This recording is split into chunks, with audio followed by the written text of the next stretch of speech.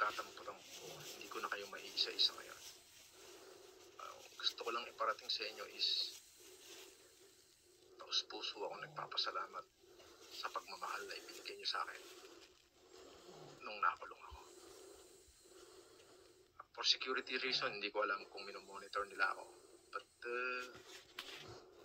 baka bukas makita niyo na ako sa live, baka Friday, I don't know.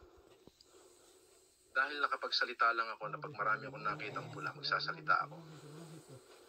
Kaya naman, kahit na ipinagbabawal sa akin ng security ko na umakyat, binali ko sapagkat gusto ko lang tuparin ang salitang binitawan ko na.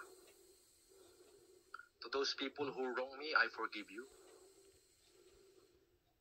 And to those people who support me, you had a plate in my table.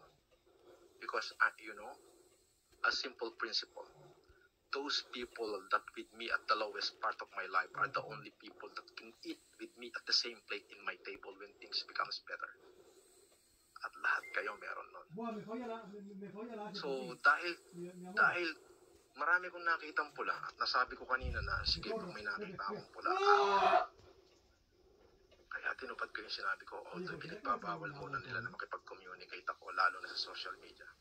Pero gusto ko kayong pasalamatan. Kapag nakita nyo na ako ng live, pamasahin ko na kayo isa-isa. Sa lahat sa inyo, please, pagpasensyahan nyo ako kung hindi ko kayo babanggitin isa-isa. Pero alam nyo kayong lahat nasa puso ko. Maraming salamat po. Mabuhay kayo lahat.